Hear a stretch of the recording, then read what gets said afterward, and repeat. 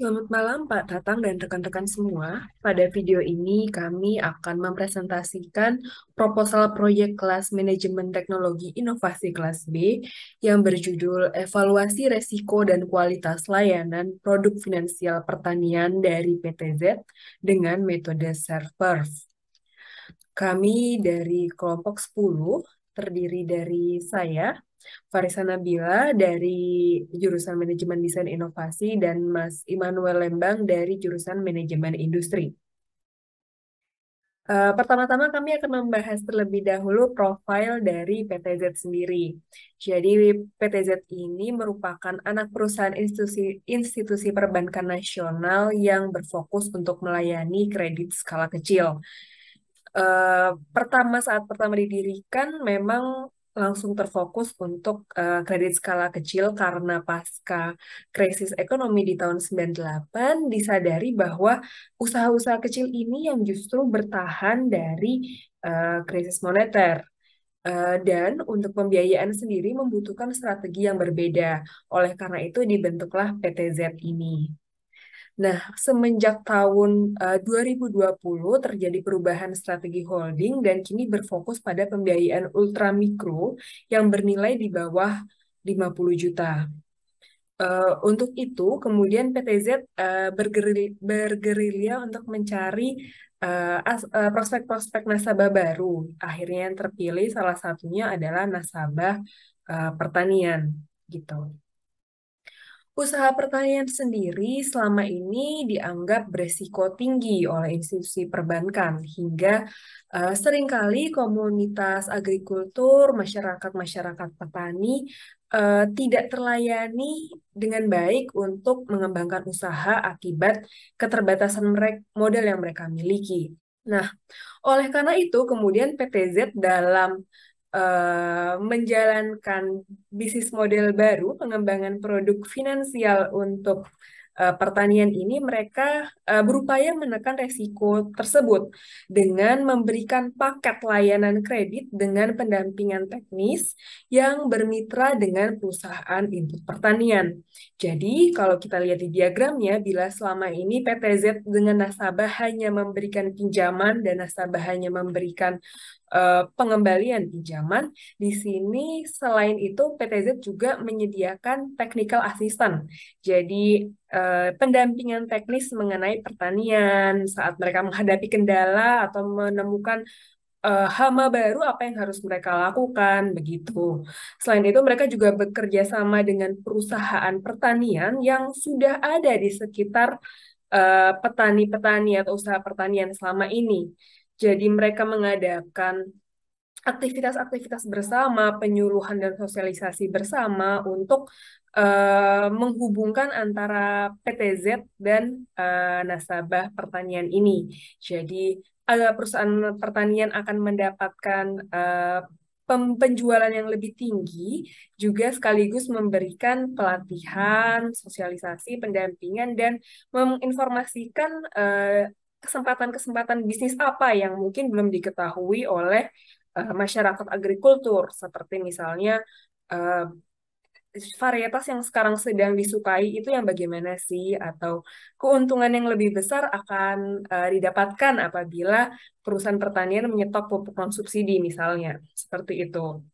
Nah, saat ini program ini sudah berjalan dan dalam proses piloting di beberapa kabupaten dan PPZ berencana untuk melakukan evaluasi performansi layanan untuk bundling layanan pendampingan dan pinjaman ini. Begitu.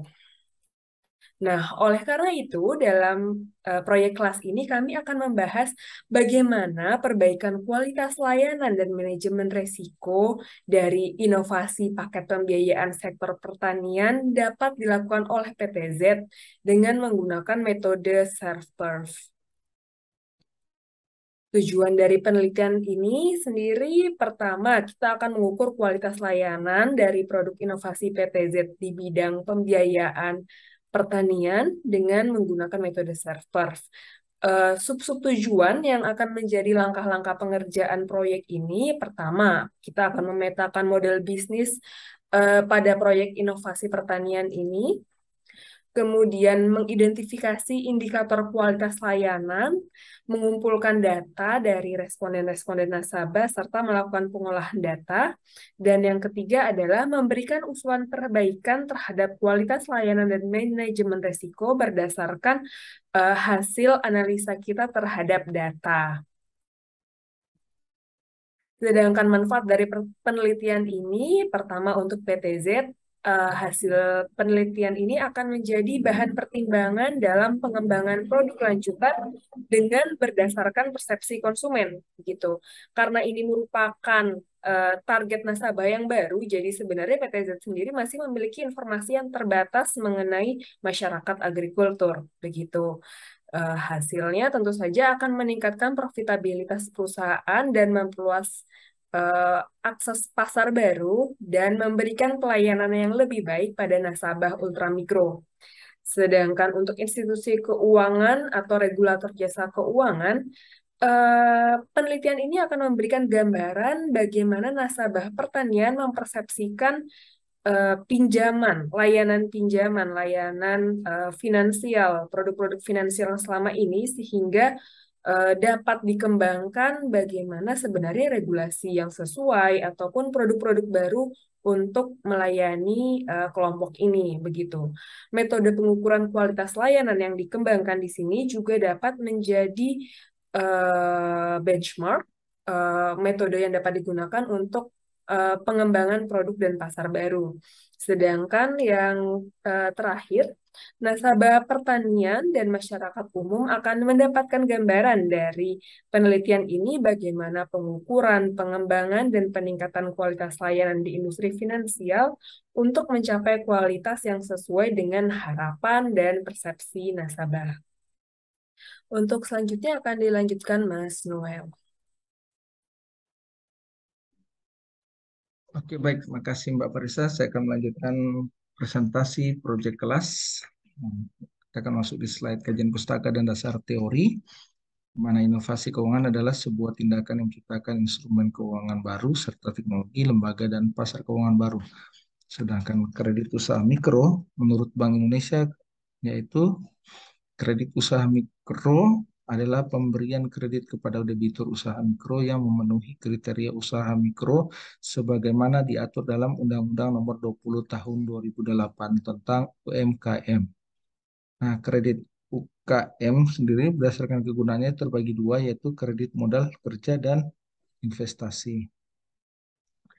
Selanjutnya, dalam kajian ini kita akan menggunakan teknik analisis data, di mana itu merupakan suatu proses mengolah data menjadi informasi baru.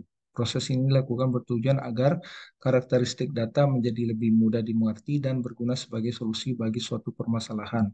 Contohnya dalam pengolahan data dan penganalisan data.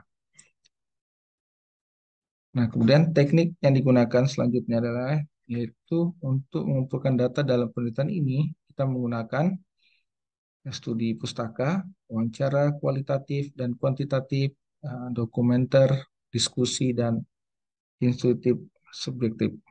Kemudian, tools apa saja yang kita gunakan dalam menulis ini, yaitu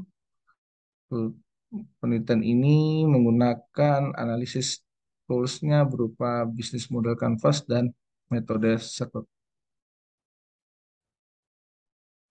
Nah, apa sih itu BMC? BMC sendiri adalah merupakan atau sebuah alat analisis bisnis yang menggambarkan dasar pemikiran tentang bagaimana organisasi menciptakan atau memberikan dan menangkap nilai. Nah, dalam BMC sendiri terdapat 9 segmen, di mana ada customer segment, ada value proposition, ada channel, ada customer relationship, ada revenue stream, ada key resource, key activities, dan yang terakhir adalah key partnership. Selanjutnya, untuk mengolah data dalam penelitian ini, kita akan menggunakan metode SERP, di mana metode ini adalah salah satu metode yang digunakan dalam pengukuran kualitas pelayanan, jasa, atau service performance.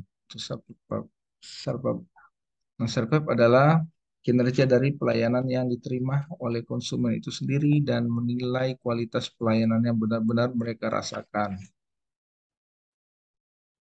Nah, dalam metodologi penelitian ini, kita bisa lihat diagram air untuk pengerjaannya, di mana kita akan melakukan studi pendahuluan, pemahaman sistem aktual, pengumpulan data, dan analisa dan kesimpulan.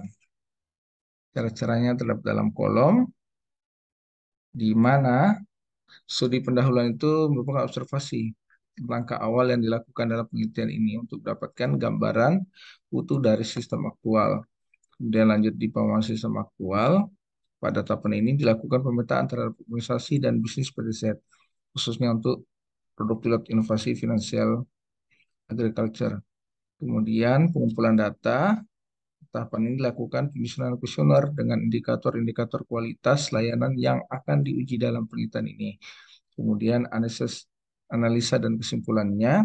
Tahapan ini diberikan penjelasan mengenai hasil dan interpretasi pengolahan statistik data primer, evaluasi risiko, dan performasi kualitas layanan, serta penarikan kesimpulan dari penelitian. Nah, dalam proposal ini, beberapa referensi yang kita gunakan, yaitu dari Muhammad Adil, dari Croningen, Joines, Kondoris, Kotler, Keller, Mufli M, Osterwalder, dan lain-lain. Ya, demikian presentasi proposal dari kami kelompok 10. Terima kasih untuk telah menyaksikan presentasi ini. Sekian.